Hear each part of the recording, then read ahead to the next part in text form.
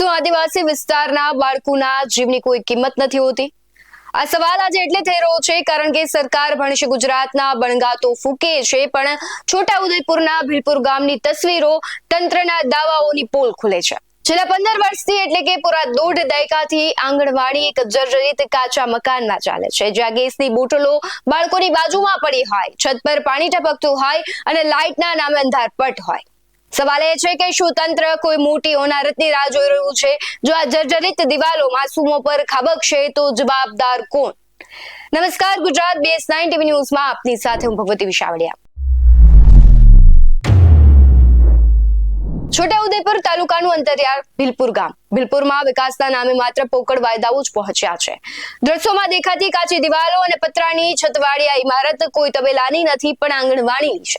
15 વર્ષથી આ કાટમાળ જેવા મકાનમાં બાળકો ભવિષ્ય ઘડી રહ્યા છે। કોઈ પણ ક્ષણે આ મકાન છે જમીન દોસ્ત થઈ શકે છે, છતાં તંત્ર છે ઘોર નિંદ્રામાં છે। સુવિધાની વાત તો ભૂલી જ જાઓ, કારણ કે પ્રાથમિક જરૂરિયાતો પણ અહીંયા નથી। આંગણવાડીમાં લાઇટ નથી, એટલે ધૂમધકતા તાપમાં બાળકોને ઓટલા પર બેસવું પડે છે। અને ગંભીરતા તો જુઓ, જે રૂમમાં બાળકો ભણે છે ત્યાં જ ગેસનું બોટલ અને સગડી રાખવામાં આવે છે। વિચાર કરો, એક નાની ચિંગારી આ માસૂમોના જીવ લઈ શકે છે। શું ICDS વિભાગને આ મોતનો સામાન દેખાતો નથી? અને પરિસ્થિતિ એટલી હદે વણસી છે કે આંગણવાડી કાર્યકર પોતે પણ ફફડાટમાં જીવે છે। મોબાઈલ ચાર્જ કરવા માટે લાઇટ નથી અને ઓનલાઈન એન્ટ્રી કરવા માટે નેટવર્ક પણ નથી। ડિજિટલ ઇન્ડિયાની વાતો વચ્ચે અહીંની બહેનોએ નેટવર્ક માટે ડુંગરા ખૂંદવા પડે છે। સરકાર ડેટા માંગે છે પણ સુવિધા આપવાનું ભૂલી ગઈ છે। જ્યારે આ બાબતે તંત્રના જવાબદાર અધિકારીને પૂછવામાં આવ્યું ત્યારે પહેલા તો તેમણે એવું કહી દીધું કે હાથ ખંખેરી નાખ્યા અને ગામમાં આંગણવાડી બની જ નથી। જોકે બાદમાં સત્ય સ્વીકાર્યું અને આશ્વાસન આપ્યું કે આંગણવાડી શિફ્ટ કરવામાં આવશે, પણ સવાલ એ છે કે 15 વર્ષ સુધી તમે કેમ ઊંઘતા રહ્યા? સમગ્ર મામલે આવેલી પ્રતિક્રિયા પર નજર કરીએ। સરકારી મકાન હોય તો બાળકોને રમવા, બેસવા, ઉઠવા અને જે નાસ્તો બનાવવામાં આવે છે પણ રસોડું હોય તો વ્યવસ્થિત બધું થઈ શકે। અને આ ભાડાના મકાનની અંદર જે સાંકડી જગ્યાની અંદર બધી પ્રવૃત્તિ જે કરવી પડે છે એમાં ઘણો બધો જગ્યાના અભાવે પ્રશ્ન છે અને તકલીફ પડી રહી છે। આ આંગણવાડી કેન્દ્ર જે છે એ 2010થી એટલે કે અત્યાર સુધી 15 વર્ષથી આંગણવાડી ભાડાના મકાનમાં જ ચાલે છે।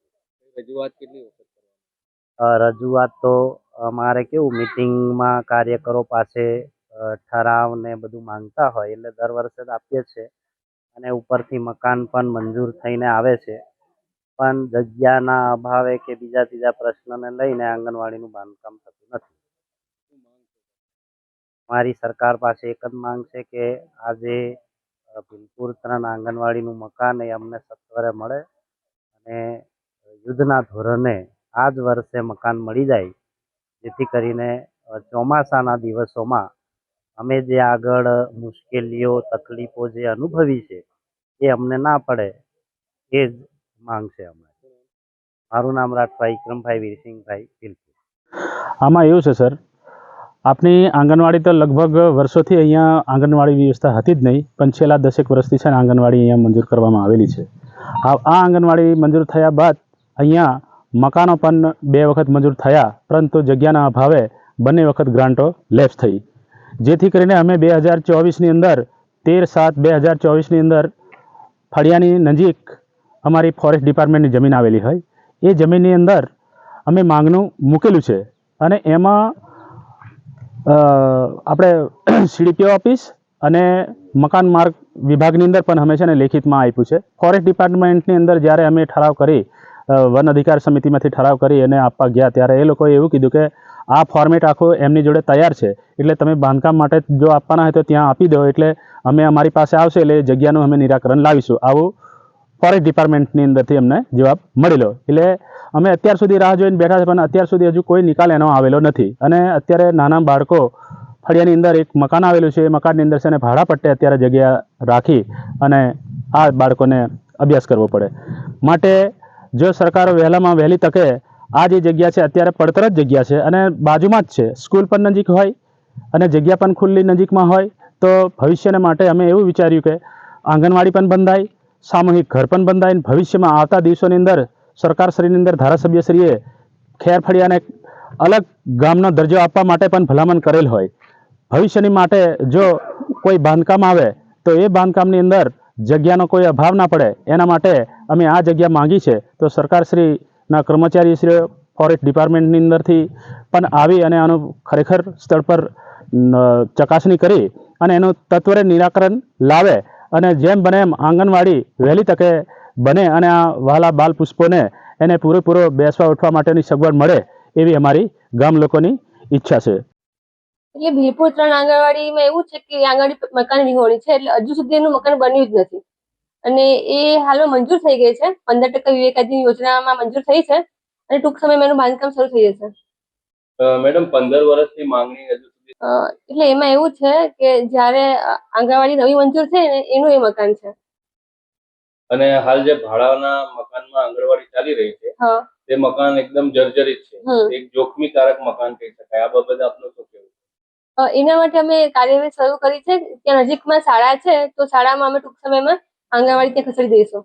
મેડમ બીજું એ તો નવું મકાન બને ત્યારે પછી આપણે એ પ્રમાણે અલગ કિચન અને અલગ રૂમ બનાવવાની વ્યવસ્થા કરીશું આપણે ત્યારે. અને હાલમાં તો આપણે શાળામાં ખસેડીશું એટલે પણ વ્યવસ્થા કરીશું કે બાળકો અલગ બેસે અને ગેસનો બોટલ અલગ સાઈડ પર હોય. અત્યારે જે બાળકો જે છે તે જોખમી મકાનમાં ભણી રહ્યા છે, તો આ મકાન બદલવામાં આવશે કે પછી એ જ મકાનમાં આંગણવાડી યથાવત રહેશે? તમને મેં અત્યારે વાત કરી એ મુજબ આંગણવાડીને અમે શાળામાં ખસેડવાનું પ્લાનિંગ કરી રહ્યા છીએ. સરકારના ચોપડે લાખોના ખર્ચે આંગણવાડીઓ બને છે તો પછી ભીલપુરના બાળકો સાથે આ સાવકીમાં જેવું વર્તન કેમ? શું આ બાળકો પાકા મકાન અને સલામત શિક્ષણના હકદાર નથી? આશા રાખીએ છીએ કે અહેવાલ બાદ તંત્ર કાગળ પરની આંગણવાડીને જમીન પર સાચી બનાવે ને ભૂલકાઓને મોતનો ભય છોડીને ભણવાની તક મળે.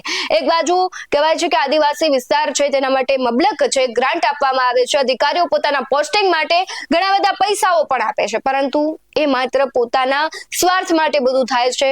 અને આદિવાસી પટ્ટો છે તે વિકાસના અભાવે છે, ત્યાંના બાળકો છે પોતાના ભવિષ્યને કહેવાય છે કે ઉજ્જવળ બનાવવાને માટે જે મહેનત કરી રહ્યા છે, સંઘર્ષ કરી રહ્યા છે, પરંતુ તેને સુવિધાઓ મળતી નથી. તેમને એક પ્રકારનું જુનૂન છે કે અમારે કંઈક કરવું છે, પરંતુ સુવિધાઓ મળતી નથી. અને હદ તો ત્યાં થાય કે ત્યાંના રસ્તાઓ તમે જુઓ, પ્રસૂતાઓને લઈ જવા માટે રસ્તો નો 108 ત્યાં પહોંચી નથી શકતી. તો પછી સવાલ એ છે કે આટલી બધી ગ્રાન્ટ મળે છે તો જાય છે ક્યાં? તમારે શું માનવું છે કમેન્ટ બોક્સમાં જરૂરથી જણાવજો. બાકી આવા જ વધુ અહેવાલો સાથે ફરી મળતા રહીશું.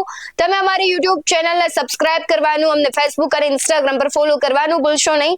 બાકી અવનવી અપડેટ્સ મેળવવા માટે આપ જોતા રહો BS19 ન્યૂઝ. નમસ્કાર.